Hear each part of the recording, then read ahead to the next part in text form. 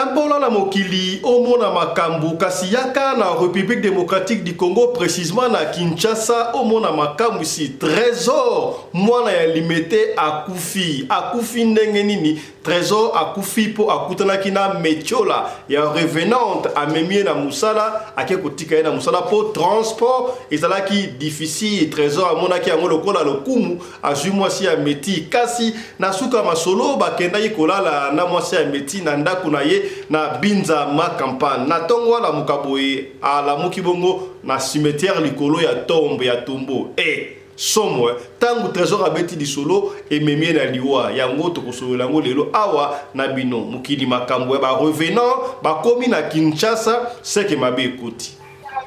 Pour ndeko trésor vraiment ekoko salema na mutu nyonso moni biso na Congo na Kinshasa les femmes métisses bazalaka lokola ba reine bazalaka basi moko attractif bazalaka basi moko oyo bazala lokola spécial mais normalement bazala bango ka lokola basi nyonso ndenge basi nyonso bazali contrairement kutu bango bazala basi moko ya véritable o batiaka penda donc ata na mboka o oyo ba meti ndenge ba se comportaka bazala lokola ba moko vraiment désordonné makasi ngai nakutana na makambo wana na vina ngame esalimelanga na ndenge ba cimetière te esalimelanga na ndenge ke na mutu apesinga lift azunga na Kinkole na maluku pona ya kotika nga na Kinshasa a partir ya nzela apesinga akabelinga livre donc to sololi na ye kaka moni ba pajero asera kala wana ba pajero moko bien mutu apesi lift ozo solola pe bien bazalaki 4 na kati mibali bakabelinga livre masolo ainsi de suite joie livre oyo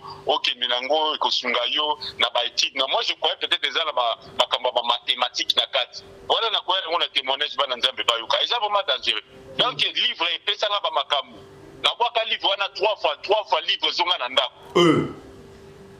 dans ce biso papa fiston ce qui était passé à moi na bwaka livre na bato wa din matete ba ngilima na ngilima te tozana mai moko ilekanakana entre biso na lemba siko na ke na pont wana oyo ya lemba wana ngana telemi na zui na bwaki livre nazo mona livre ndenge kende zo chola mais livre wana ezonga na kati ya biloko nanga kaka na Kinshasa bakangi kuluna ya mwasi tala lichette mulai to sala ka attention soko moni jeune ferati kola na chemise ya manga ya mulai peut-être na kati kuna arena lichette te ba communiquer boyi pona nini ba occident nyoso tout ba di ko sala guerre na Russie c'est parce que Russie a compris que les noirs doivent être libres et tondengeni les noirs doivent se développer Afrique il faut que bosso Poutine a dévoilé secret oyo et bombama plus de 1000 ans biso toloba bandandi barabso de la vérité et bandi kobima nzoka Jésus-Christ azalaki bongo mutu mwindu d'après Poutine na marome kutupe azalaki mutu mwindu ndenge balobi. Le président russe Vladimir Poutine vient de rendre public un archive de plus de 1000 ans qui pourrait bouleverser et remettre en question toute notre connaissance de l'histoire de l'humanité et surtout de la religion. Bon, en cherchant l'authenticité de la vidéo, je suis tombé sur une vidéo où un imam confirme le dire du président russe. Est-ce que c'est une tentative de détourner l'attention de la population noire de son véritable combat ou bien c'est de la vérité? Là, je vous laisse répondre dans les sections des commentaires. Et surtout que j'ai traduit la vidéo de l'imam où il explique même les prophètes Mohammed étaient noirs. Alors, je vous laisse regarder la vidéo et dites-moi qu'est-ce que vous en pensez. Divisés pour mieux régner, les pays des tiers-monde, leurs bornes sont déplaçables, leurs frontières sont déplaçables. Wana, ba occidentaux, to ba décision au besoin pour l'Afrique. Et tu as dit vidéo moko. Et notamment sur la toile, au confrère Moka Sali, comment est-ce que ba américains, ba français, ba hollandais, ba décider, ba lobinom, gouvernement congolais, peine de mort, il faut exalater, il faut ba bayokana na ba M23 na alliance de fleuve Congo et consort ba na droite ya kobo ya négociation bango ba komi kozwa ba décision liboso to na place ya Congo démocratique ndoka livre moko secret bimisa que bango ba ko décider na peste na biso na ndenge nini tout africain doit suivre ceci.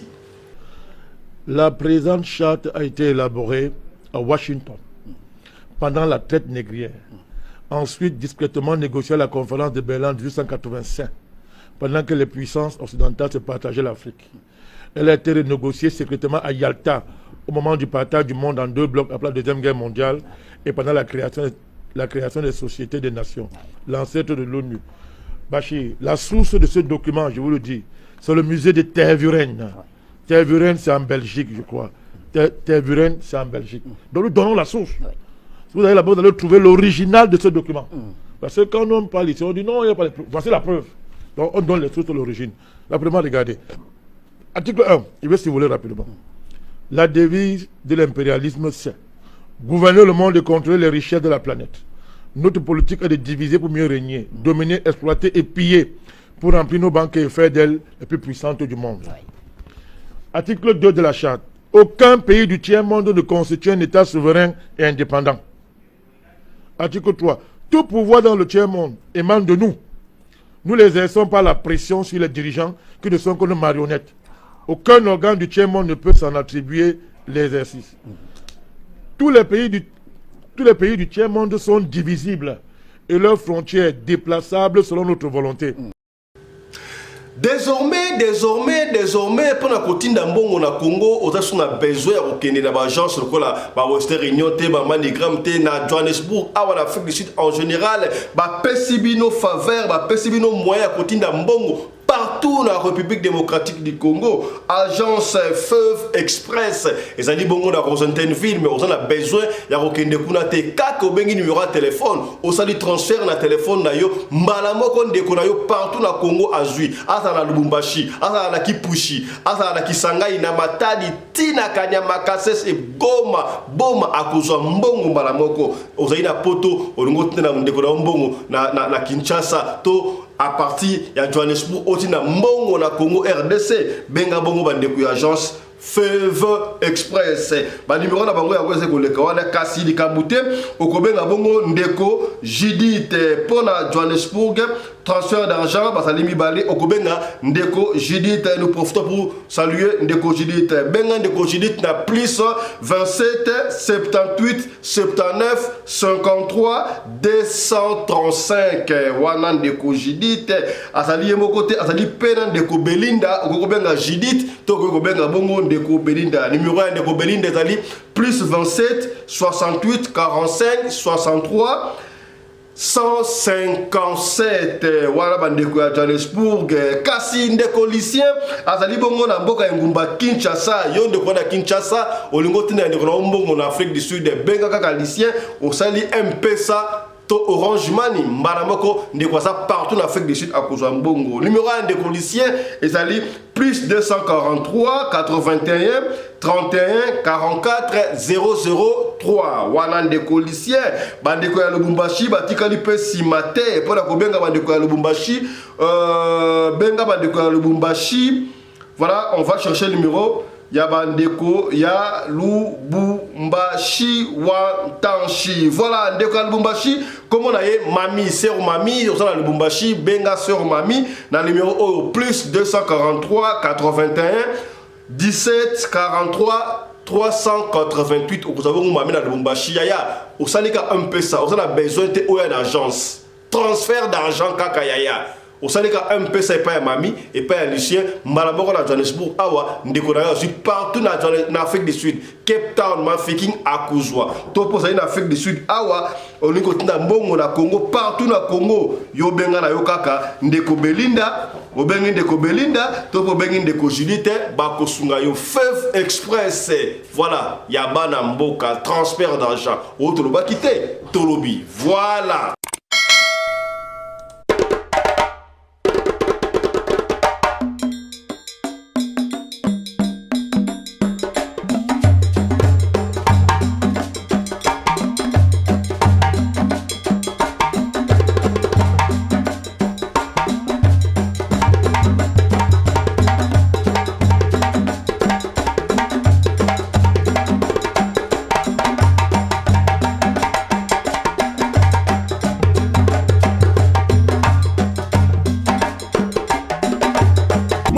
Mbinga na mwina ngolo aboya hydroquinone soki ezotambola basheri bazokwea mayanga na retrouve douce tendresse affection epa na yo nasalelo nini po ndimake nakupendaka sana shitakwacha pelende wenjo.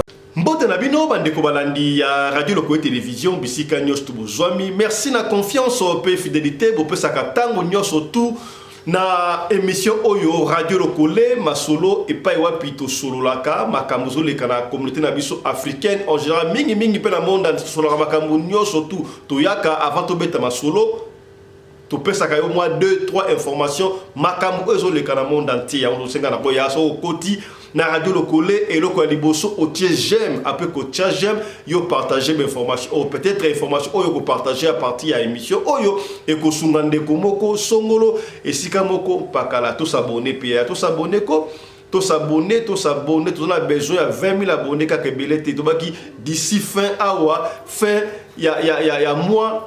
Au début à mois prochain, tout comme déjà dans mois 20 000 abonnés, ça va nous permettre de filer 25 000 et puis 50 000, on part au-delà. Mais si nous avons besoin de 20 000 abonnés, ça a plaisir. Papa, tout na maman, est-ce qu'on s'abonne déjà? Maman, tout na papa, on s'abonne déjà, yaya moi si, yaya mobile collègue de services, on s'abonne déjà à Radio Lokole, tout s'abonner massivement à Radio Lokole Télévision. Ceux qui ont s'abonné à Radio Lokole TV, auquel ils sous na Afrique Masolo TV. Afrique Masolo TV, à Talibongole qui a Radio Lokole TV. Kuna, tout bête rappel, bah, histoire vraie, n'a d'information, bah, toi, t'es sous-pé à la minute. Donc, on s'abonne à Afrique Masolo TV et puis na Radio Lokole TV. Merci à Michael Josh qui est toujours au four et au moulin. On ne va pas se fatiguer tout comme on a rappelé chaque fois, le 30 avril prochain. Michael Josh a quitté si bon va montrer la qualité ya kitoko yaya water résistance va montrer oyo oko kipe ko sokwana na piscine yo linga prestige ozana montre boy ko linga montre kwa ko yiba ozana montre na yo o sokolo na plage na piscine partout et que l'on et que beba te kota na site ya Michael Josh au mona bongo ba montre ya basse ali ya mikolo ya bana nyonso tout na moins cher et kiti ba prix kota ko ba prix promotionnel oyo ezali kuna même chose dans Super Wax hollandais original. Super Wax hollandais original soko sombi yango à partir à site ya Michael Josh au kozo yango na réduction. Nombre il y a des pièces on a besoin. Moi comme il tina 50 yoka kakota. Ce qui à chaque fois moi au côté na site il y a Michael Josh LLC ezalité benga biso tokochayo en contact na service clientèle il y a Michael Josh et puis tokopesa yo citoyen pona au kota. Voilà et kendaka ndengo wana. Yambo to beta lisolo ya trésor ou pesi pasi bandeko ya limité bali na matanga baina mawapo trésor. Cadre ya uti aussi sa classe na université à Kinshasa, si université azui musala boyebi combien musala za difficile kasi ya azui yango nanu kuta azui ata salaire ya liboso te akuta na mbeba trésor aki eske azali wazala ki mwana elaka soko za ki mwana elaka bale ndenge nini tango akei kuna akei odela ake kosala bilanga to ndenge bazui trésor facile boye likolo ya nini likolo ya mwasi. Je crois nzembo oyandi mosi ayembaki epesi mutuko soit na communauté mobimba yango oyo trésor akufi et le que bomi trésor nini metiola orgueil prestige est-ce que kozana mwasi ya meti eza succès kozana mwasi ya pembe ezali succès est-ce que basi ya pembe baleki basi ya mwindu nana esaki bino ba metiola awa benga ba maillot jaune tala ya kufi likolo ya maillot jaune amonaki yango lokumu amonaki yango esengo na sima nango mabe ekoti kasi nan to komi kuna te to kosolo makambo ya trésor tika to beta masolo ya moi 2-3 informations oyo ki bongo na sommaire. Kuluna ezali ko se multiplier chaque jour na Kinshasa on do senga na bakondi batala makambo oyo soki moi ezali ba ko kosisa yango kasi ba kondi bazali na niveau ya libanda e bandaka na famille papa mama talaka mwana na yo talisaka mwana malamu ezali wapi mabe ezali wapi po mwana ya mwasi akoma tina niveau ya okoma kuluna atambola kana kolana machette batuni epe otaki yango na taki yango bazo laksa nenga taki machette komi danger saki mabe ekoti fi oyo bakangi ye kuluna to ba soka za machette te balinga peut-être bakanisa azali mwasi ya bakuluna kasi mwasi ya kuluna azali kuluna te on ne sait pas passer tout le temps na ba témoignage ba kuluna awa bandeko batika ye kuluna non bakuluna bazaka toujours na masi ya kitoko basi balingaka bakuluna po bazwaka ba iPhone 13 bazwaka ba phone na marque ba laptop bazwaka oyo batie ko botola baye ko pesa bango bazo ko dondwa sika ekomi mwasi oazelaka ye baye ko pesa pa mobali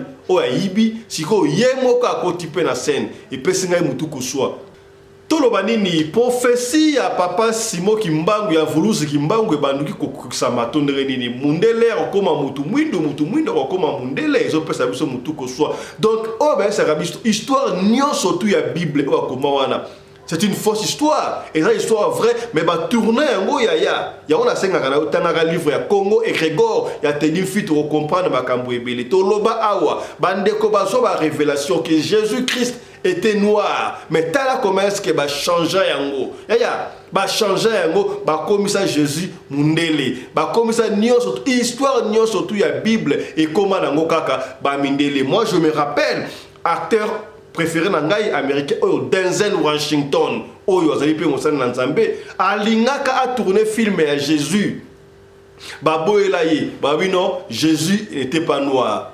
Jésus était juif, il n'était pas de ma race, mais ce que je sais, il mourit pour moi. C'est faux. Tana comment est-ce que yango banzembo mususu to yembaka ozoyemba nzembo mususu tala nzembo ozoyemba ça se vérifie na ndenge nini. Qui vous dit que Jésus n'était pas noir? Ba koti sa biso na histoire. Yango na ba er moko foko zo ba Bible, er moko ba livre wana avec réserve. Soki papa Simo Kimbangu, Vuluzi Kimbangu, azalaka mundele. Balinga ki ba vanter na ndenge moko osakati valeur ya mutu mwindu ba opesa yango te. Est-ce que boyebi ke globe terrestre ne ezalaka wana? Boyebi ke Afrique ezalaka ne likolo. Ba tourner Afrique wala comme ça on a si. Est-ce que boyebi yango? Afrique ezalaka likolo. Makambo sa ebele tanga livre Congo et Grégor du monde pour comprendre makambo o te di fito akoma na kati kuna. Yaya guerre oyo ba décider ba sangani ba occidentaux ba sangani ba zo bundisa Russie bunda ye moko te Russie bunda na ba grande puissance nyonso tout et comme elle mutaka na pendant que France azo koloba non ba komi prêt ya otinda ba soldat ba kene sur terre na Ukraine pour ba bunda pona Russie nzoka ba soldat ba salaka déjà wana ba exo plus 3000 à quelques mais ba russe ba bomi déjà 1500 vérité ba ndiko bima awa. Pour tout ça, pourquoi ils font la guerre à la Russie pour la ligne? Parce que Russie habite trop, c'est trop. Fin. L'Afrique doit se développer. Il faut Afrique paye comme la même standard. Ce qui est là, il y a mouvement, donc immigration. Et ça, il y a un mouvement, il y a vers l'Europe, vers l'Occident. C'est parce que ils ont ruiné l'Afrique. Ce que l'Afrique a dit très bien. Je ne crois pas que imaginez que toute l'Afrique est l'Afrique du Sud. En Europe. On va aller en Europe, au bâtiment tour, où il visite, où il c'est ça en fait, il fallait que ça rende moi. Alors, Poutine a dévoilé secret Oyo 1000 ans passés. Plus de 1000 ans, Oyo ba occidentaux ba bande ko bomba ya fungula. Donc je vois comme si no photo mo bimaka ya Poutine ya mutu mwindo, asaka mutu mwindo te, wande papa shu salobaka. Parce que hier, vous devez laisser l'Afrique libre. Le pays africain, c'est le moment de se rallier à la Russie. Parce que la Russie se bat pour notre cause, pour la cause des Africains, une cause noble. Botika Afrique libre et se décider et se développer comme il se doit. Abimisi et Fiji Oyoba Bomba, 1000 ans passés, que Jésus-Christ était noir. Que Mahomet était noir. Donc l'islam, moi, c'est même le christianisme, c'est va changer, va commisser, pour la mindele, va linguer à ta couture, que Moutoumouin doit être la preuve. Est-ce que la grande église, je suis mon papa Moutoumouin. Pourquoi n'est pas Moutoumouin dans la raté? C'est réellement l'église universelle. Il fallait papa Moutoumouin dans la papa Moutoumouin a raté pour Annie. Est-ce que représentant, il y a islam, il y a Moutoumouin doit être raté pour Annie? Ben, grande église, ben, néo apostolique. Pour Annie, bango ba ko pousser en Afrique, ba ke na pas la bango. D'ailleurs, maloba, il y a Léopold D. Loba yango. Allez en Afrique, précisément au Congo. Ne leur apprenez pas Dieu, puisqu'ils connaissent Dieu plus que vous. Ba ebinzambe plus que vous. Mais yebisa bango, donc oui béatitude, kotakuna, le royaume des cieux n'est pas pour les riches, c'est pour les pauvres. Heureux le pauvre, car ils entreront dans le royaume des cieux. Maté à Moussouto à l'église, dans la salle Nanzambé, pasteur, babé, tout le sera dans le monde. Et comme l'Afrique s'est réveillée, est-ce qu'on commis Landa Poutine? Alors, pourquoi les médias ne parlent-ils pas?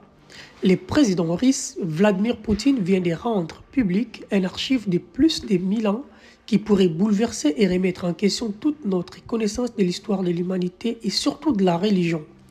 Bon, en cherchant l'authenticité de la vidéo, je suis tombé sur une vidéo où un imam confirme le dire du président russe. Est-ce que c'est une tentative de détourner l'attention de la population noire de son véritable combat ou bien c'est de la vérité? Là, je vous laisse répondre dans les sections des commentaires. Et surtout que j'ai traduit la vidéo de l'imam où il explique même les prophètes Mohammed étaient noirs. Alors, je vous laisse regarder la vidéo et dites-moi qu'est-ce que vous en pensez. Récemment, le président Poutine a dévoilé des éléments qu'il détient de leurs archives. Ils disent avoir 1000 ans d'archives et ils ont montré que Naïssa Salam, qui est Jésus, était de peau foncée. Ainsi que les images associées aux gens de Saya, Isa, Islam, de peau foncée.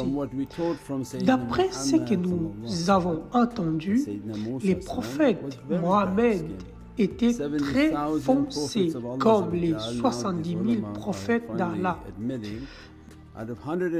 Maintenant, Césaridi admet en fait, parmi ces 184 000 prophètes, 70 000 prophètes étaient des peaux foncées, ce qui signifie que la vérité réside dans l'islam et tous les autres mettent en place une tromperie que nous appelons les cours, c'est-à-dire connaître une vérité et tromper un peuple et faire passer une certaine race pour les plus importants que les autres.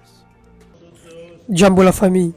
Alors, selon un rapport de l'Église catholique à Moscou, la raison pour laquelle la Russie a refusé de faire partie des colonisateurs est parce qu'elle avait une connaissance de l'histoire selon laquelle Jésus serait un homme noir. Alors, étant qu'une société très religieuse, la Russie a refusé toute participation à la colonisation et à l'esclavage des hommes noirs. Et en plus, il ne faut jamais oublier que l'Union soviétique a fait une pression à l'ONU pour que tous les pays africains soient indépendants. La Russie a toujours témoigné un grand respect pour les peuples noirs et pour les peuples du monde et surtout en pitié des peuples noirs. Alors n'oubliez pas de me dire qu'est-ce que vous en pensez et surtout n'oubliez pas de vous abonner et de laisser votre opinion et s'abonner aussi à la nouvelle page parce que la page ici va être bientôt bannie parce que j'ai reçu des avertissements. Je vais mettre les liens pour mon nouveau compte. Comme ça, on va bien parler et surtout développer des sujets qui sont très très intéressants pour nous et pour améliorer notre connaissance. Tout ce qui est dans le monde,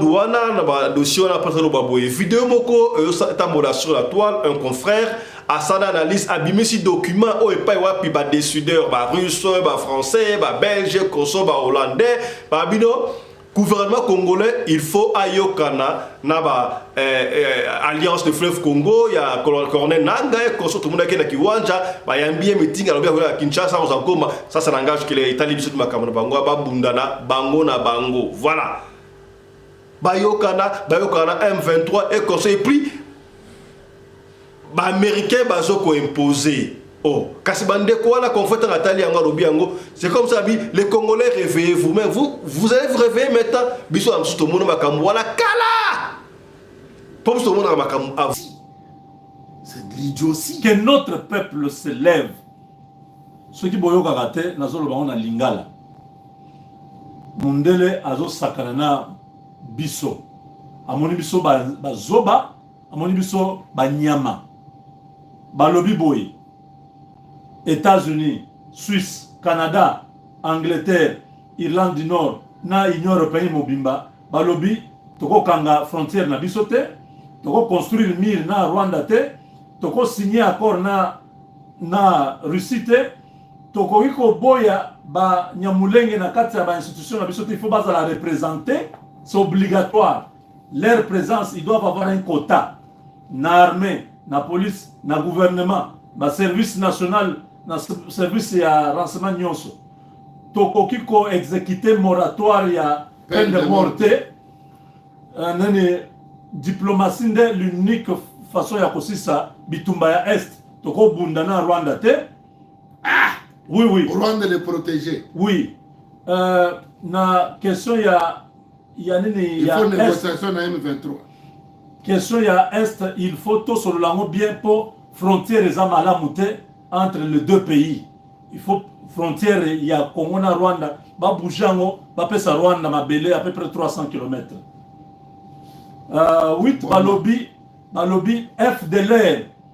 Congo et cause na FDLR te, il faut to benga ba FDLR nyonso baza na kata mboka te. 9 balobi il faut to solo la na M23 na AFC ya Corneille Nanga. To solo lango bien parce que bango basi bazu déjà parti monene ya mboka to ko boya ko solo na bango te pour to sala brassage na mixage ya sika. 10 balobi to zela to yamba 100,000 réfugiés congolais au bazala na Rwanda bazonga na Congo. Non, bandeko, trop c'est trop. Il est temps que le monde sache que le Congo, il y a des hommes. Il est temps qu'on sache qu'on ne peut pas intimider les Congolais. L'ambassade nyonso et Kangama. L'ambassade ya bamindele nyonso za na katamboka et Kangama. Ce sont nos ennemis. Ils nous ont déclaré la guerre comme maître. Ce sont nos ennemis. Bitum, ça c'est une guerre déclarée. Clairement. Ils ne nous aiment pas. Qu'ils n'ont rien à foutre avec nous. Ah voilà. Alors, Oekoya Eya. Tout est à l'avantage du Rwanda. Tout est-ce que ça est à l'avantage du Rwanda. Donc le Rwanda est plus important que le Congo. Parce que vous voulez voler nos minéraux et vous devez. Donc nous nous battons. Vous venez nous lier les mains. Tous nos chefs coutumiers. Vous vous trompez. Vous vous trompez. Chef coutumier, bino ma belé. Ta ekoki. To la kisabatoyo eza epa na biso. Ah eza epa na biso. Ata na banda ko na bango balala esute. Ba mona makambo bako, ba mona na nute na ba chambre na bango na ba ambassade wana. Qu'ils voient bon visiter bango. C'est pas sérieux ça. Bon sala nyonso que toute la population se lève. Goma, Bukavu, Lubumbashi, Kananga, Mbujimai, Kindu, Bandundu, Matadi, Kisangani, Équateur, partout au Congo. Lèvons-nous, il est temps. La guerre n'est plus cachée. La guerre est ouverte. Ouais. La guerre est ouverte. Ces gens ne veulent pas que le Congo nous appartienne. Ils veulent nous arracher le pays. C'est ça. Parce que comme ils ont commencé là, ils ont besoin de ces 300 km à l'est. S'ils prennent ça, demain ils vont prendre dans les Bandundu. Le lendemain ils prendront au Kasaï. L'autre jour ils vont prendre le Katanga et le Congo n'existera plus. Il est question de vie ou de mort. C'est l'existence d'un peuple. Monsieur Aigle, yango nazo refrain nos confrères livre Congo et Grégor du monde ya te dim fitu chose na ngote benga trop au moyen potanga livre wana oyoko comprendre makambo ebele il est écrit quelque part ba vidéo ou te bima que l'empire du mal les abattoirs na ba occident. Et si et comment génération en génération on a kenda kutu kolaksa bino o bengaka don o ba président na FMI ba président boy don le kuta pour bazo retourner d'une manière ou d'une autre botique la ba nyongo ndonga ba exploiter kabino on a tout démontré sur que la chaîne na biso o bona ba kaba to démontrer nyonso tout wana yaya. Alors tout africain doit suivre ceci, il est écrit comme ça ba commis en mot noir sur blanc yaya. Système où il y a divisé pour mieux régner. Et où tu as pas la banque, on très bien que les bornes ou les frontières des pays des tiers-monde sont déplaçables. On peut revoir à tout moment la frontière à pays tiers-monde. Pays tiers-monde, pour le moment, c'est quoi? C'est l'Afrique, non? Donc, C'est pourquoi je disais, je le dis toujours, il y a chroniqueurs, journalistes, joueurs, nani, sokoleke, aussi chance, pesa chance loba pona makambo ya mboka loba pona bwalo bwaji tunga ya mboka na biso mutu moka kolingira biso ya ngote soki biso mutu lingi ya ngote. Est-ce qu'on comprendre? C'est un peu ça. Donc ezama ya bango tout africain doit suivre ceci. Alors ya landa eloko comme ça comprendre sengi na yo au partager ya soki ba futilité et si o ba lobra ba futilité toi tu es là belé bozali kasi pona makambo intégrité territoriale ya Afrique d'abord et puis ya mboka ozali. Vous devez partager ici. Tala et pour comprendre suivez ça. C'est nous, Bachir. Et on le parle d'honneur là. Je vais très bien, Bachir, parce que j'ai relu la charte de l'impérialisme. Ah.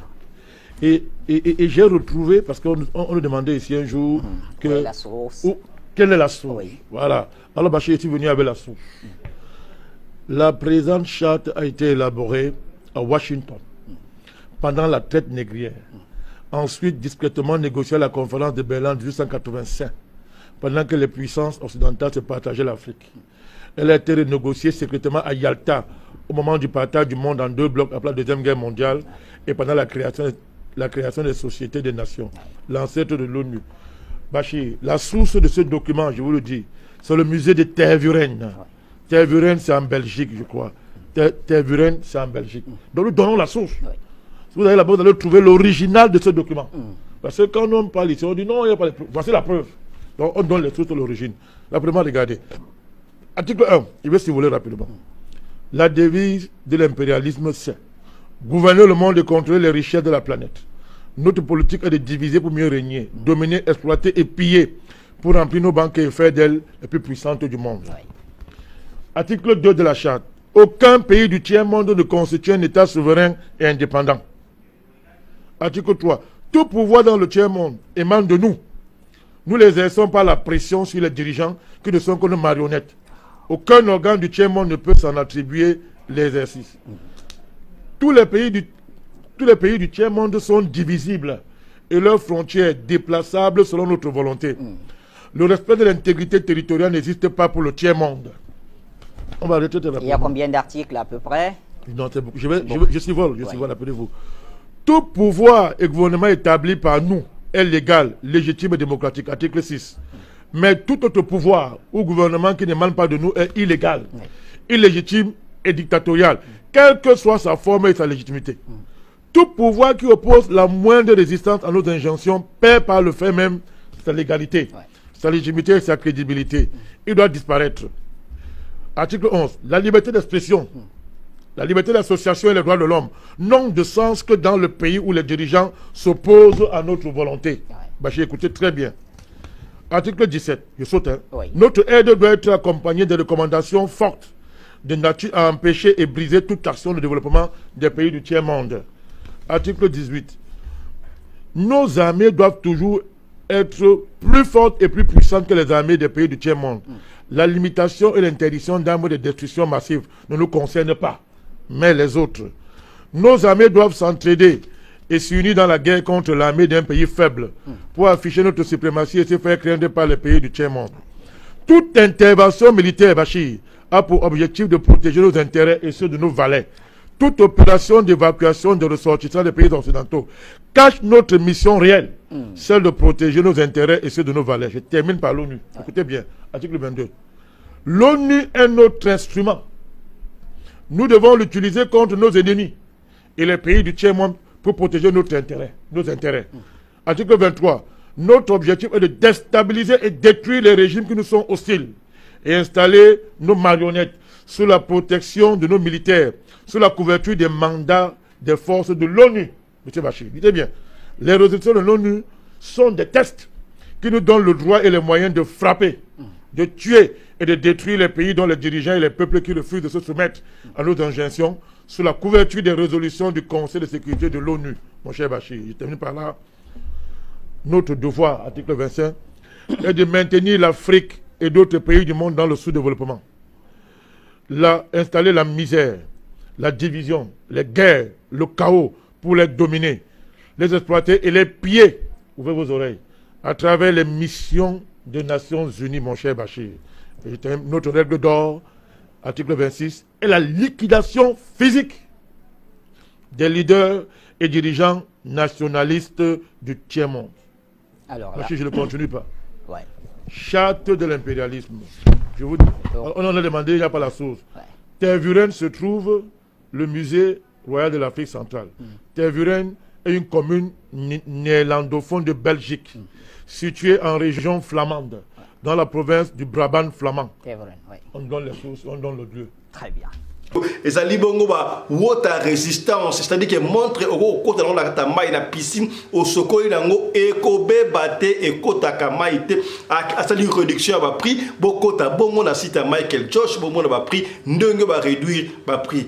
Et aussi là, le 31 avril, Michael Josh a pandi, a bouki, a kati ba prix. Même Bino Batou, Bolingi ba loson ba super wax hollandais original. Michael Josh a fungolige, bazali côté ka susu kaka 50 pièces te. Pièces nyo soto lingi. Olingi moko, mi balé, mi tanu, mi satu, tina nombre lingi kota bon na site ya Michael Josh commandé livraison à domicile. O toloba kité, tolobi. Il y a un consola sika yo ma solo ya trésor et pesi pasi parents nyos tout à tang saka moi na classe aboti moi na tang école primaire secondaire tina université pour na moi na akoma mutu lo kola pe ba parents ya trésor ba tang saki histoire oyo salami bongo na Kinshasa histoire vraie d'ailleurs ba histoire ya boye et comme na ngwe belé ngai na kamwete me pesi ka mutu ko so muke parce que et comme sika bona Kinshasa boyebi yango 2 semaines passées ndeko moka kufa kina matete baye baita kufi me abzongi na kimutu ake okanga cheka ba chef ba kuluna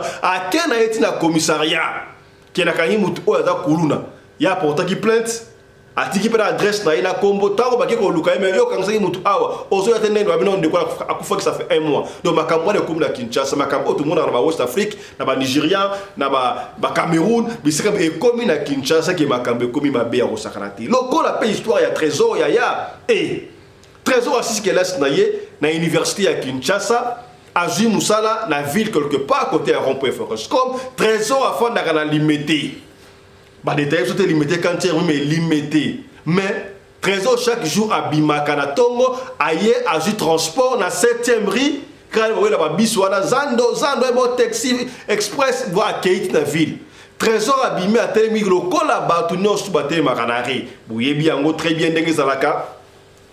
Si vous avez la chance au terminaré, vous avez une connaissance, vous avez un côté aéroport, vous avez un sani, vous avez un salon, vous avez un ville. Donc, vous avez un et puis, vous avez une chance au terminaré, au Zéla, est-ce que vous avez un rôle ah, vous avez un bel livre, le coup appelle trésor. Trésor à terminaré, vous avez un Jeep, Mokopo, Congo, Jeep, Jeep, tonton Boni, trésor à Talibou, Nani, oh, yo, oh, Boni Yaka, aïe, boy. Chérie nakati, fille ori nakati, jeune fille nakati qui t'invite à voir le métier la métier à Kosakanate. Boni, comment tu vas? Ok ville, oh elle a quelle ville? Oh ça va? Na CP la monnaie va costi parce que trésor va mettre costi tanga baché na Kinshasa, Azui Moussala siko ya bien côté Rond-Point Forestcom na ville wana. Na ko déposer oh pas de souci chose trésor à monnaie ngo esengo. A save mon transport na ye et puis tala métier la memio. Amati ake yaya ndenge batu basutukelaka ba meti est-ce que moi si ya meti aleki moi si ya mutu mwindu na kitoko on ne sait pas toyebi yango de coloribus and gistibus non put disputandum le problème des goûts et de couleurs ne se discute pas ce que lingaka rouge ngana lingaka vert et c'est que bien trésor pas contre nakati pa kei. Comment tu vas? Comment tu t'appelles? Moi je m'appelle Trésor. Trésor, ça va? Ça va? Non? Na autour de l'université Kinshasa, coûte na Azui Moussala, oyo, 3 semaines et un mot. Trésor, na Azui atambo à salaire te. Babandi pe ok, du pa kitoko bien parfumé, petit à quartier dans la carte de la métio là. Trésor ami chava, na la vie na ngana na zo moi si ameti boete, o eza nzamba tindelinga. Ya ko sa nzamba makam. Nzamba tindelio. Na neni? C'est que bien. Il open the computer, voilà. Babandi ko kende pe a komi pe na Rond-Point Forestcom. Tanga comme na Rond-Point Forestcom na devant Moussala a kitispe. D'ailleurs, avant comme wana fiona meti a ABC Trésor. Et Trésor, est-ce que ça ne te dérange pas après Moussala na Juio tombe na moi kopo. Ndenga mabete na CP en tout cas na ndeko za elika ma festa. Non, c'est pas un problème ya rozwangai. Ça va? Donc basali connaissance ba approfondir ango comprendre akitisipe trésor na rompe foresco mwana trésor pe akei tant trésor akoti sikoyo et coïncide na bandinga ya trésor msuma 2-3 banepe kokota bi trésor bakitisi yo pa métier là bien de yanga na dans cette petit on les linga talaka métier mkolo ba éviter aza mwana ya libanais mwana ya nani ka métier parce que na ville wala ba métier ba koma ville koma na ngoya ba libanais ville koma na ngoya ba ndibu ya ba congolais bozali wapi ba congolais ya mwindu bozali ya ville botikira batuka bo na éviter ba les immeubles poussent comme des champignons na ville wana mais ya bandibu kaka ya bandibu et quoi ya mabe et la moka mabe c'est bien beau mais bon tout le monde peut à cadastre peut ça d'ailleurs ma cadastre o epesi mutu ko soit ministre des affaires foncières pour ma bilu yo zaka ka champion au kangaka bandaku ya batu est-ce que ndaku ya ngwanda bozongisi yango déjà mais on m'a montré une image et personne mutu ko soit na ministère ya urbanisme et habitat je crois je vais vérifier l'information là batu ba ko manase même ba mesa ezalité et personne mutu ko soit dans le banango pour vérifier je dois vérifier cette information là avant la ko yebisabino trésor bani ko lobano en tout cas voilà les lignes à promettre d'ailleurs to na 16h après Moussa to ke na mako pona tout ko si metti donc trésor se sent viral, se sent supérieur aux autres. Moi si avec au ticket dans Moussala na Jeep et puis du coup là moi si à Meti talaka de banga à Meti oh Meti là de l'autre côté baza est belé avec un maillot jaune. Oui c'est vrai on comprend c'est Kinshasa voilà.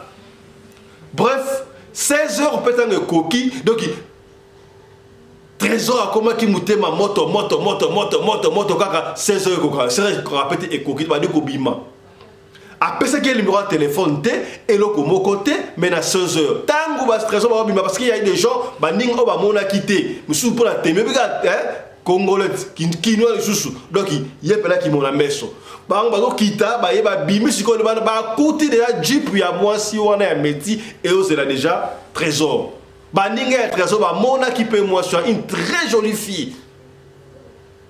Ba imaginer ka la mona ya libanais moko mbongo, akosa la mona ya pakistanais moko, mona ende ba imaginer ka ndengo po na Congo, pakistanais, o mundibu, o Bangladesh, o libanais, o libyen, o nani, o mundele. Ba wana mindele. Bah c'est ba mindele. Est-ce que vous comprenez? Heureusement, je ma chance pour ça ma distinction au mundele, au chinois, voilà, ça rend voilà. Bref, trésor ba juillet pas moi si wana ba kende direction rapide ma campagne. Moi je suis en train de ma campagne. Ma campagne oyo. Et ça de quoi so beti so ba revenant na Angola na Luanda Benfica. Benfica c'est un peu comme ma campagne. Ma pangwe be na ma campagne wala za ma campagne na katikuna. Mais ça n'existe pas. Agi trésor até na mutuka ba ni ko ke direction aller ba ke ba oni kitambo ba le kikuna le bu ma campagne ba koma na ma campagne ndaku ya gaya ndaku wana mutamona ngo ezakaka yemoko trésor ba mona ba sécurité ba fungola porte ba kota ba sécurité moi si wana vanda ka yemoko jeune fille wana na esa kabino chaque fois comment yo bilo na libala bien on a lingi mobala bien moi si ya bien yo so mona jeune garçon moins de 35 ans na ebité ça peut arriver to moins de 30 ans moko boy atala ndaku ya yemoko ya munene na mituka à moins que atala mwana ya bon na bakanya sous na vie exception ça ngana monter excepté ko ça mais mingi non parce que nous avons poser ma camunos tout soit comme ba 40 quelques ko kendo wana ba msu ba ndango pe avoir mais ça dépend. Mais ça n'a qu'à mon angle. Ndaku ya yemoko, je ne sais pas ce trésor, il s'imaginait que ndaku papa na bango, article sur moi, on ne sait pas hier, à côté de l'ambiance sur la gare de corps. Et surtout la gare de corps, bonjour, bonsoir patron, patron, pour moi s'il y a patron, à sa patron. Bah côté moi champagne, bar, moi champagne, mais là whisky yo, champagne yo, cognac, bière, nyo surtout, trésor à monument vie à luxe sur la vie. Eh, bah metti, bah on a regardé boyer. So lingwa sambongo za raboy babandi komela ba melio 18h 19h tant 19h beti trésor a MC meti wana na ina kende ko il faut la kende non trésor tu vas aller avant boyenere nini nazo lamba kutu blok na ne belité il faut liate zela olia mongo kende y a pas de problème ba continuer komela ma solo et comme ça blok ko bela 21h ba servir servir tout normal garde corps bazali domestique il parle domestique fait domestique servir payer servir on balé les locaux la pena rodo y a fin locaux la roi y a mettre locaux la reine les pédés si tant que si colia boy côté romela regarder ça moi fêti peut ça que ça lui peut fêti et consort si comme on la boy 23 heures passées déjà allez Trésor va dire que c'est précipité en tout cas faut na zonga et faut l'homme na fera que ne musala tongo mais tu on a MC oh Trésor calme-toi tu es à l'aise fais comme chez toi il y a Keba na bateau que na ndako na reste fait comme chez toi Keba il y a pas de souci on là no awa da tongo ke musala oh parce que là awa na ko changer bila manene ninga la ke na ka musala veste mais tu sais non t'inquiète garde robe ça d'ailleurs kutu bilamba ya grand frère na ngai Batindaki et Outaki Paris, France, Sori, Ogola, très bien, et puis la Tongo, auquel on Moussala, tu vas venir remettre ça même la peau, quoi, même le lendemain, pas de souci. Trésor, n'a la luxe en démouanate, côté abouti, n'a pas que n'a bino vie pénézalia. Alors, à ce pays, faites continuer, là, l'ipéton, comme 4 ou 5 ans, faites Yasuka, des avancées, faites Yasuka, allez, moudam, dans une position pour la cagane, pour aller à 6 heures, l'État Bongamaka, moi je suis en ma campagne, ticket ma bonne forêt comme la ville, et puis voilà, c'est tout. À quel niveau bête à ce qu'on ne peut pas à Mastanaï. Trésor à Lali. A comme moi pas ma lille dans tout moi ba lille so mutu qui ma lille na tongo to ba fresh oh ba fait ba fongo les fenêtres to ngani puis na maquiller la batu ba so lo ba kuna e ba kombe so le comment dans ce que tongo tani Trésor a fungoli mi suboye ata la boye azana kati ya cimetière bande ko histoire vrai Trésor a kufi azana cimetière wapi likolo ya tombe. On n'a pas pressé. Trésor à Soutuki. Na évité tombango. Ce que j'ai na photo à moi chez moi koufaye. Ya mundi bango. Ce qui photo là était on sait pas de coller à tombe. Ata la boy. Bilamba na epembe ni wana. Trésor à Soutuki na cimetière ya Gombe. Hey! Na cimetière ya Gombe gaga. Oh, est-ce pas kunda so na Gombe? Bakata na waki ba libanais ba sombi ko ta liboso ya cimetière ya Gombe wana. Ba ça on ne sait pas. Ba supermarché pour ça cimetière, ça je ne sais pas. Trésor na cimetière à la Mouki, à la Tibilamba, bateau à ça dans la cimetière na tongo, tout là 6 heures, ba mona buta la cimetière ba pesier ba qualification non surtout. Oh ça muta ya secte. Ouais, tout ça la beauté, invocation. Yé a bangé soit Trésor à bima na cimetière à Gombe, a jupe taxi wana, a zonga mbala moko no limité. Oh allez na ville, fallait que nous sala et pesier mutu ko soit. Mbala moko a zonga pa na bango. Tanga zonga pa na bango kuna Trésor a beti li solo pa na bango. Maman, papa tala makamwa na kutana nango. Yo met Trésor au kanga ki téléphone pour nini to banda ekoluka yo non en tout cas abete papa likambu ya boye oyo bela kutena mutu kaka lelo buka lelo lamba lelo yo okosala ta sinte ata yo moko oui baninga bayebaki ndengwana baninga babengi benga na buto ya téléphone qui fermé pe si passe tango Trésor abeti solo ndengwa ya et l'équipe na ye eza na normal azongi akendaki musala te moi traumatisme ça maki asalaki kana ndako na poko ape koki Trésor alali tango alali na tongo nango Trésor à la mukate Trésor à kufa talali ouais Trésor nezali pesi pasi yambo tozwa analyste ya makambo oyo frère Johnny oyo a son expérience makambo ebele dans lingo talon image na papa oyo a expliquer makambo ya Trésor est-ce que ngala expliquer ko le papa wana to papa pas expliquer papa pas c'est ben na masolo là le papa n'enga expliquer sur ya Trésor et bon tozonga tout ça frère Johnny a expliqué biso yé le kambo amoni yango parce qu'ils sont vrais na miti oyo famille ya Trésor basana matanga photo ya Trésor tout est monté pour ba permettre biso tout ça photo ya Trésor tout ça fonctionner ndengo wana vous comprendre landa keba na kosangisaka nzoto na moto oyo yo yebite ndeko moko na kombo ya Trésor akoya kokufa pona kosala rapport sexuel na mwasi oyo ya tikala koyebate bolanda lisolo ezoleka na Kinshasa. Trésor autaki kosisa na université azwi pe musala kitoko na centre ville ya Kinshasa. Trésor azalaki kofanda na limité mokolo moko abimi na tongo pour akende musala aye kotelema na boulevard na 7e rue pour aluka transport Et ça dit que mon colongo, transport très difficile. Trésor azeli, transport difficile. Mbala moko mona jipe moko kitoko mingi jipe asika. Et ye ko telema kaka liboso et pas yazalaki koze la motoka. Amoni vitre kiti, amoni bazo benga ye. Papa, est-ce que ko poussa na muke? Trésor a tout ngai. Balobi na ye oui, atala boye, moi si kitoko métis moko, ye moko na kati ya jeep. Trésor a poussani. Moi si on a tout nié. Ok, wapi papa? Trésor a lobi non, nazo kene na musala na centre-ville. Moi si on a ayebisi, est-ce que na koki ko déposer yo? Trésor a sepeli. Ah bien, c'est gentil maman. Trésor a koti, nzela ba komi ko solola, ba se présenter kombo na ngai Trésor, moi si pe apesi kombo na ye. Ba komi epai wapi Trésor azaki ko sala musala. Tango Trésor alinga kita. Sœur wana, maman wana tuni Trésor, ka ceci saka musala earning. Trésor la obi na 16h. Moi si pe ayebisi. Est-ce que ko déranger yo soki na ye na 16h na ya kozwa yo to kende ko mela ka moi kopo ya pio. Trésor la bi, y a pas de problème. Moi si a démarré à Kei, Trésor a continué na compagnie, ake ko sala musala. Alors kuna na kati ya musala, Trésor akomi ko yebisa baninga na yendenge, moi si kitoko métis moko amema kiye na kati ya jeep, akoya kozwa ye na 16h. Ami komisi, amoni kitoko na ye, veste nenga lataki. 16h ekoki, bande ko bolanda lisolo. Trésor bazo bima boye, sœur wana déjà azalaki na jeep wana zozela Trésor.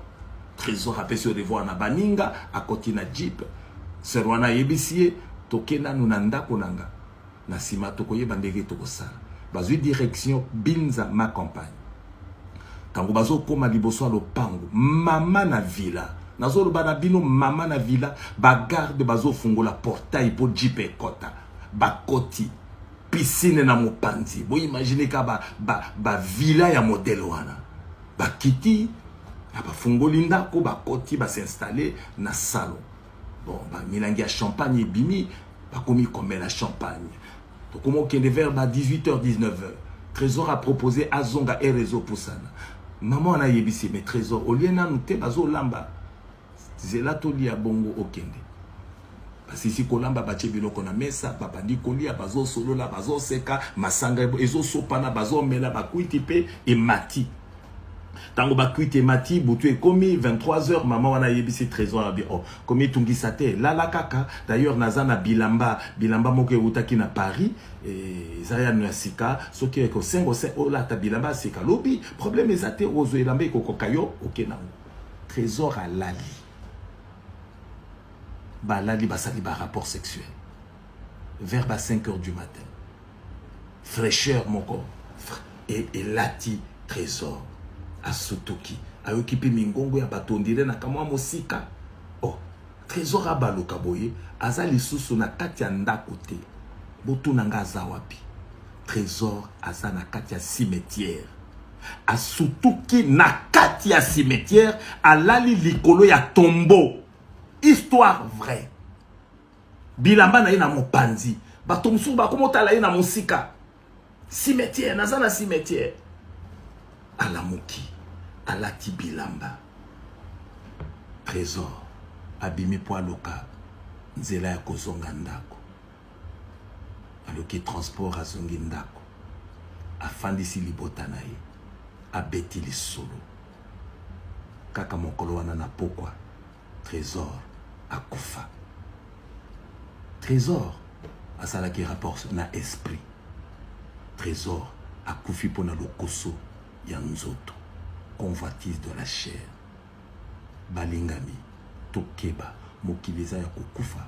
Mutu yo yete kopesa ye nzoto na yote quel que soit bozui oya ko proposer.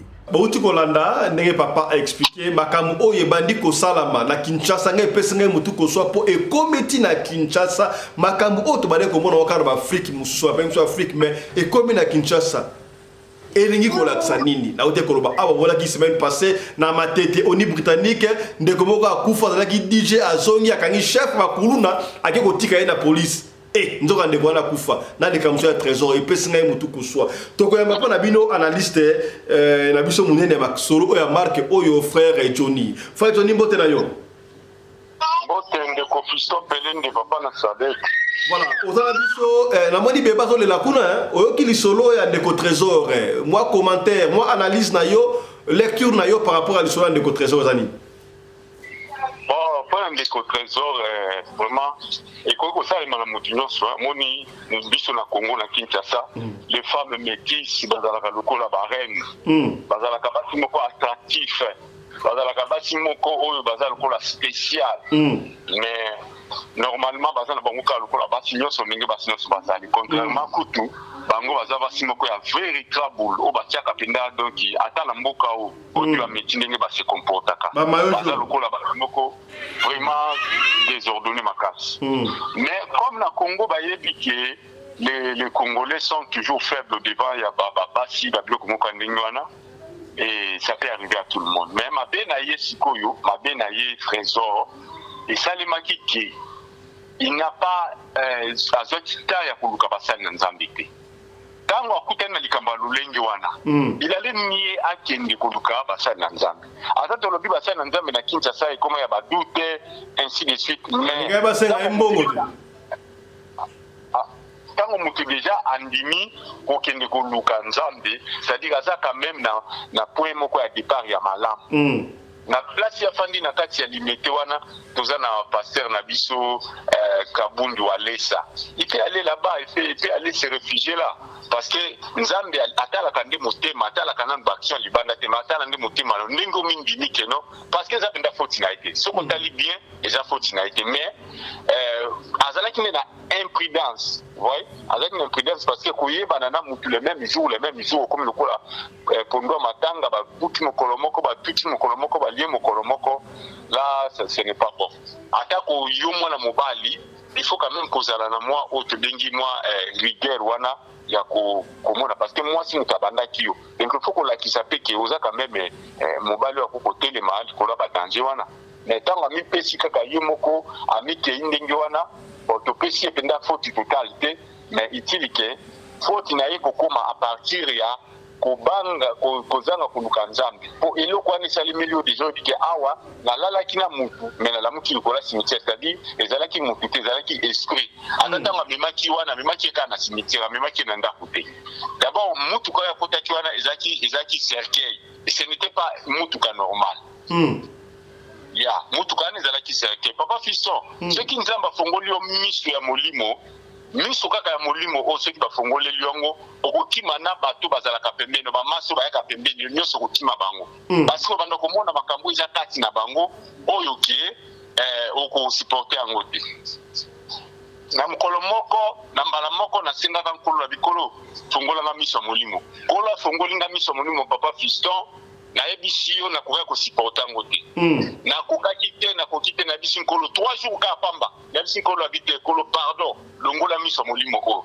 et puis kolo asalaki na longola ka parce que eloko nga nasengaki ye apesaki nga yango te ye na basens na ye nyonso bandaki kolakisanga makambo apesaki nga miso molimo te menga nasengaki mpo na nzambe alakisangaki na okoka yango te ye abombelaki nga alors apesi nga yango ntango nazwi yango mon frère non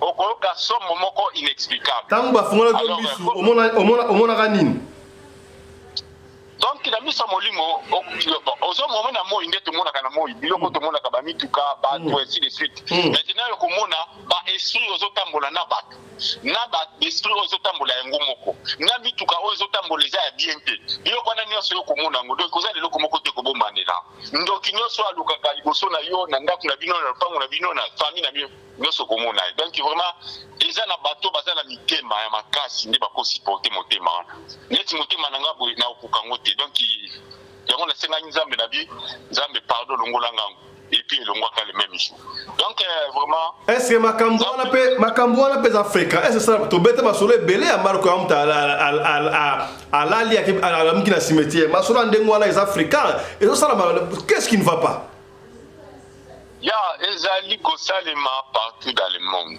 Ezali kosalema partout. Toyoka pe lisoloana na monate na participate mais toyoka lisoloana na Kinshasa dozaki na vie moko azwaka pika bambasi ya lolenge wana akenda na ye bango ne bakendaka na hotel.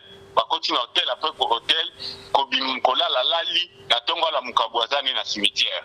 Mais ye akimaka epa nzambe apikisa ye. Ndiango nazo bandeko oyo il a le mieux à qui n'est pas nzambe parce que ba mema ki ezalaki na ngokutunda kute azalaki na kacha mutuka ya auto bengi cercueil ba memie na cercueil bakeni na cimetière basali makambo na likola tombo wana na kolia wana isali maki likola tombo nde na tongo lera ekola muka likola tombo donc tout était passé dans le cimetière, ce n'était pas dans la maison.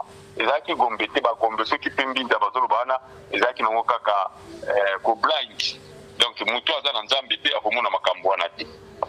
Mais est-ce que siko pona ye meti wana aya kaka pas trésor amona ki le moya malamu pas trésor to trésor akoyika na libabi bango bayaka nana niti disons bayaka pamba te bayaka toujours na eloko moko etindaka bango papa fiston ngai nakutana na makambo wana na vina ngame esalimelanga na ndenge ya basimitiere te esalimelanga na ndenge ke na mutu apesinga lift azwinga na kinkole na maluku mpona ya kotika nga na Kinshasa apartir ya nzela apesinga akabelinga livre donc tosololi na ye kaka moni bapagero asera kala wana bapagero moko ya bien mutu apesi lift ozosolola mpe bien bazalaki 4 na kati mibali bakabelinga livre masolo ainsi de suite ils doivent livre oyo okende nango ekosunga yo na baétude non moi je croyais peut-être déjà la bakamba ba mathématiques na kati voilà na quoi on a témoignage bana nzambe bayoka c'est vraiment dangereux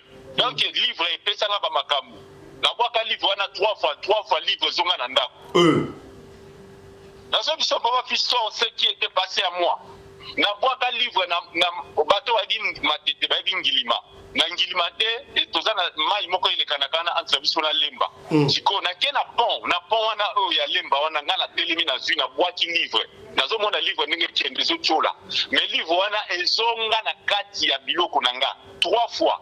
Pourquoi livre wana ezalaki na biloko ya mystique na kati lenga na fongolaki livre na tali na kati ya livre je vis seulement na kati ya livre ba prière ya basi ba prière ya mbongo ya chance ya mayele makambo belebele ba formule ainsi de suite. Maintenant na zongi na préface na binata la préface ya livre oyo eloko nini bakomi oyo tobengaka avant propos là na zongi na avant propos na eko comprendre ke bakomi message oyo ezali awa ekomami na Kenya na Mombasa soki Mombasa nde basali bakopier basali oyo babengaka nini pour reproduction nango mais mokolo livre oyo afandaka na se ya mer rouge c'est-à-dire ceux qui mokolo akuya okutana na ye tango après avoir kosala koexpérimenter ba formule oyo akoya na ba forme nyonso et puis kobanga ite soka ina forme nyoka soka ina forme ya nini ndima ekaka bon tango akoya bokosolola na ye nde akopesa wa puissance mosusu pour progresser de plus en plus nga bia c'est que livre oyo eza livre ba mystique nazwi décision ya kende boka livre na bosa na boyi koyebisa para na ngai na bosa na boyi koyebisa ba père ou bien mère pour na ko banga sinon bakoloba yo simbi magie bakobeta ngai ainsi de suite na kei na zwa livre wana naza na première séo mes frères amis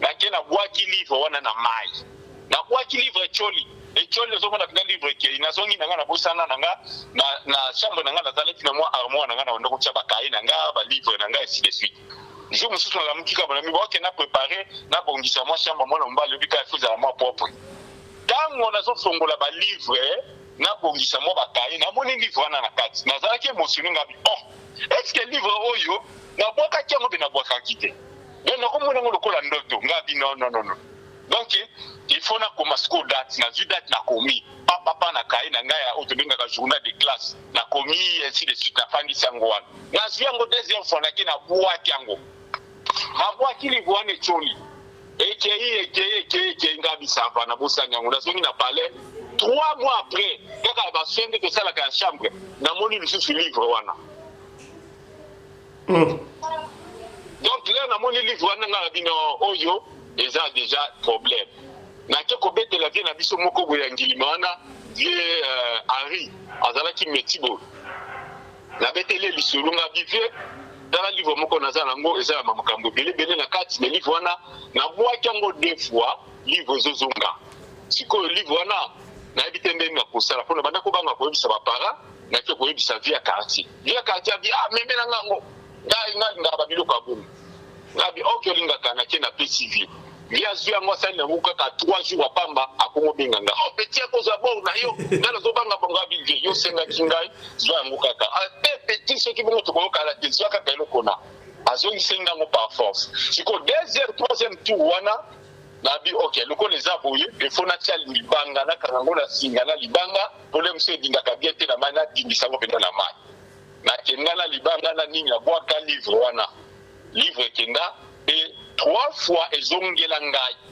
la troisième fois ezongela kanga na ndaku na bike ifonga na bisa bapara nga po nazali loko mso ko sala te na kei na yebisi na mama po yabike mama aku comprendre nga par rapport à papa ko beta na kei na yebisi mama bisinga eloko salio yango sala kimbala liboso singa te ponani ki 3 fois mwana nanga pourquoi ko garder biloko ya mama na ko banga abiyaka to kembe na kembe ko tika yo tokoluka mutu akolongola livre wana na maboko na tokeye pa mama moko ya mbikudi mama na mbikudi azalaki na nini ya quartier mutoto tokomi kuna mama na lobi no voilà mwana oyo aza na bachance ebele mais il faut pas na nga sokola 12 cantine na babougie na bamafuta cha asali banini na yo wana alors mama habite biso tolingi azala ba jour ebele te jour moko soko kolongola ngo ça va surtout un jour ebele en tout cas funa kende kuna papa ne po akenda ka classe et kozwa bata ebele ok boke ne tuna papa na eso ka petit permission boya ko bima to bimi mama changer aider alors bito kende na catholique na Saint Alphonse na matete wana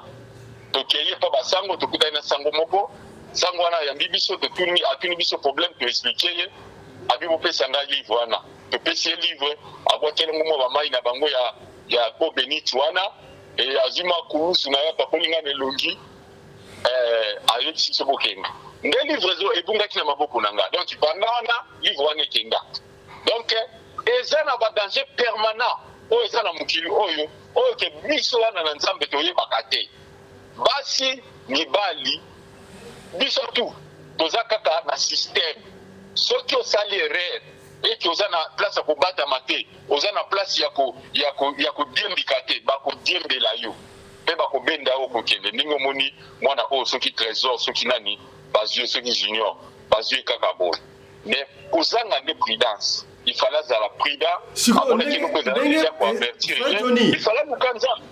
Frère Johnny, on va chuter ici. Si ko batwani bakendaka ndenge do, c'est-à-dire que bazwi trésor akena monde wa kuna kesa musani. Akesa na musana ta kufina ye.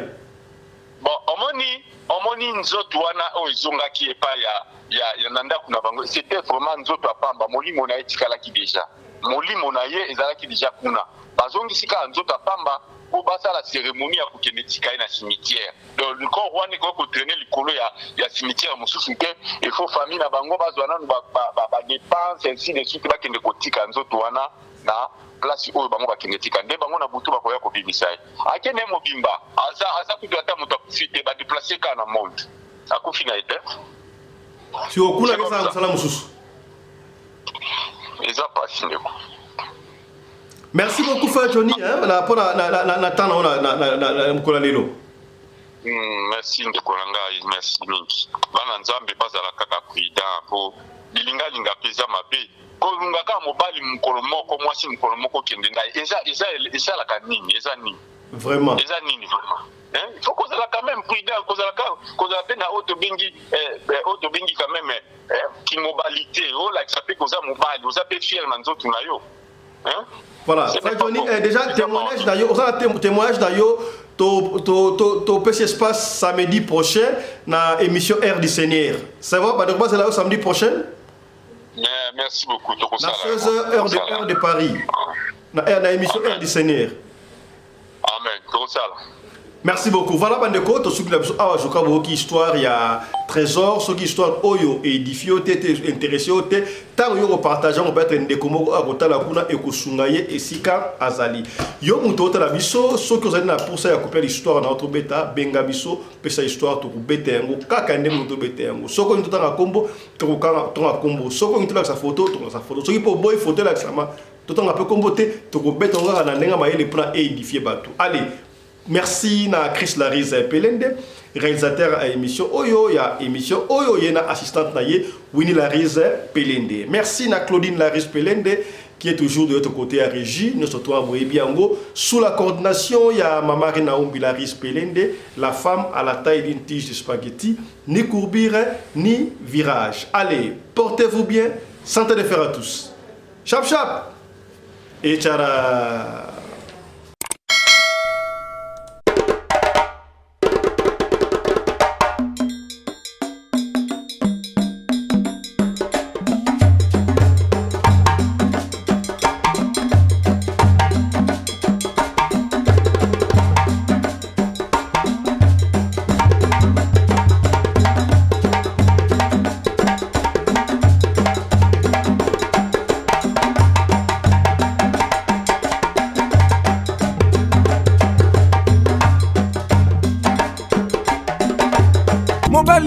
na mwina ngolo aboya hydroquinone soki ezotambola basheri bazokwea mayanga na retrouve douce tendresse affection epa na yo nasalelo nini mpo ndimake na kupendaka sana shitakwacha pelende wenjo